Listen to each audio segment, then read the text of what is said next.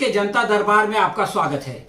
आज हम बजट और संघ परिवार की चर्चा करेंगे। 1 फरवरी को केंद्रीय वित्त मंत्री निर्मला सीतारामन के बजट को देखकर 1976 की फिल्म शंकर शंभू में साहिर लुधियानवी की लिखी हुई कव्वाली याद आ गई।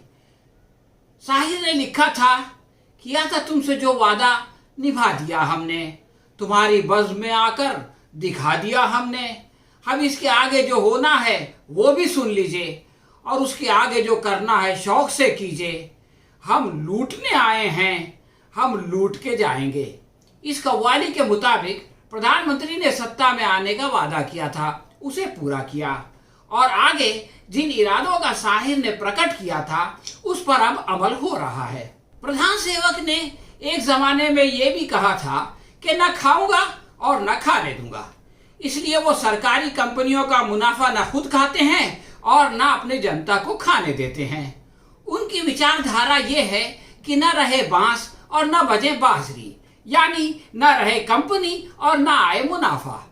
इन उद्योगों के मालिक अगर मुसलमान होते तो फसाद भड़काकर उन्हें खाक में मिला दिया जाता, लेकिन चूंकि ये सरकारी उपक्रम है इसलिए इनको जलाने और बुझाने की मेहनत करने के बजाय अपने दोस्तों को बेचकर छुटकारा पाने का रास्ता अपनाया गया है।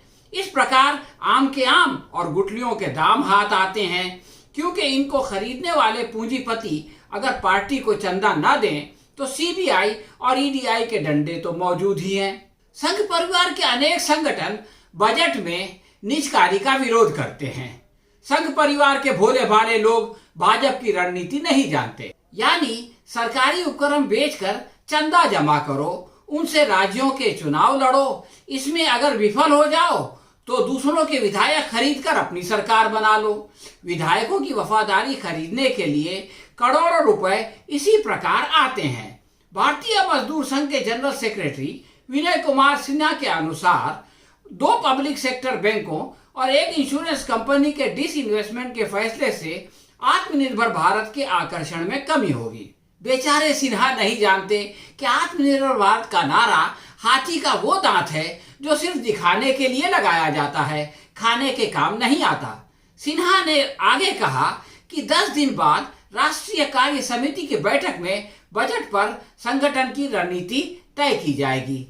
संघ परिवार फिलहाल दयनीय स्थिति में है, इसलिए कि दांत और होठ दोनों ही उसके अपने हैं।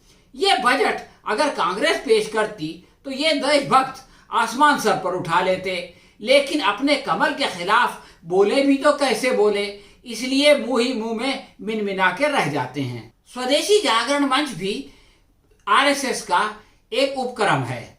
इसके लीडर अश्वनी महाजन ने IANS को बताया कि BPCL, air India, shipping corporation of India, container corporation of India, Pawan Hans, BEML वगैरह के डिसइन्वेस्टमेंट के फैसले पर सरकार को पुनर्विचार करना चाहिए। अश्वनी महाजन ने निंदा करने की हिम्मत नहीं की, इसलिए कि उन्हें पता है अगर वो ऐसी गलती करेंगे तो डॉक्टर परवीन तोगाड़िया की तरह वो भी न घर के रहेंगे और न घाट के। यही कारण है कि डरे सहमे अश्विनी महाजन ने केवल इतना कहा कि पब्लिक सेक्टर के बैंकों और बीमा कंपनियों की निजकारी की घोषणा चिंताजनक है। वो चिंता से आगे नहीं बढ़ सके, वरना उनकी चिंता करनी पड़ती। मोदी जी ने कहा था, मुझे प्रधानमंत्री नहीं चौकीदार बनाकर बैठा दीजिए। जनता ने सोचा कि शायद वो देश की चौकीदारी करने की बात कर रहे हैं। संघ ने सोचा कि कम से कम हमारी चौकीदारी तो जरूर करेंगे, लेकिन ये दोनों अनुमान गलत निकले। प्रधान जी अपने वफादार मित्रों के चौकीदार बन गए। चुनाव से पूर्व उनके खिलाफ चौकीदार चोर है का नारा लगाया गया था। उन्होंने ट्विटर पर चौकीदार का हैशटैग लगाकर कहा कि आपका चौकीदार मुस्तैदी से खड़ा है और देश की सेवा कर रहा है। चुनाव जीतने के बाद चौकीदार वाला हैशटैग हटाकर वो फिर से चंदा देने वाले दोस्तों के वफादार बन गए और ये बजट बनवा दिया। इस बजट में बीपीसीएल के 52.98% शेयर बेचकर सरकार 60,000 करोड़ रुपए कमाएगी। एयर इंडिया को 23,286 करोड़ रुपए में बेचा जाएगा। आईडीबीआई और पब्लिक सेक्टर के 2 बैंकों को भी पूंजीपतियों को सौंपा जाएगा। एलआईसी में विदेशी निवेश यानी एफडीआई की मर्यादा 94 से बढ़ाकर 74% तक कर दी जाएगी। इसके लिए इंश्योरेंस एक्ट 1938 में संशोधन किया जाएगा। भारतीय मजदूर संघ के अनुसार इससे कर्मचारियों के हित प्रभावित होंगे और विदेशी निर्भरता भी बढ़ेगी। लेकिन कर्मचारी तो वोट दे चुके, अब अगली मर्तबा जब वोट देने का मौका आएगा तो फिर उनको बेवकूफ बना दिया जाएगा। इसलिए अभी उनके हितों की परवाह करने की जरूरत ही क्या है। प्रधानमंत्री उठते बैठते आत्मनिर्भर भारत के चिकने चपड़े नारे लगाते रहते हैं, लेकिन इसकी आड़ में इंश्योरेंस कंपनी में बाहर के पूंजी निवेश का दरवाजा खोल देते हैं। मोदी सरकार पर संघ की टीका का कोई असर नहीं पड़ता। पिछले 6 सालों में वो निजकारी से 3,36,000 करोड़ रुपए जुटा चुकी है। मई 2014 में सत्ता संभालने के बाद मोदी सरकार ने अब तक 121 कंपनियों में पूंजी निवेश करवाया है।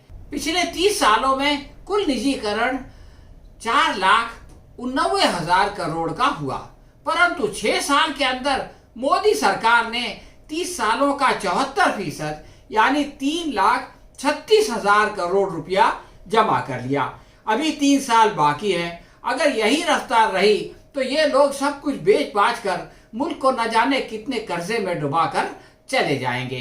तो दोस्तों, ये थी हमारी समीक्षा और ये थी आरएसएस की चिंता। अब देखते हैं कि इस चिंता का बीजेपी पर कोई असर पड़ता है या नहीं। वैसे मोदी जी पर तो इतने हजारों लाखों किसानों के एजिटेशन का कोई असर नहीं पड़ रहा है, तो आरएसएस किस खेत की मूली है।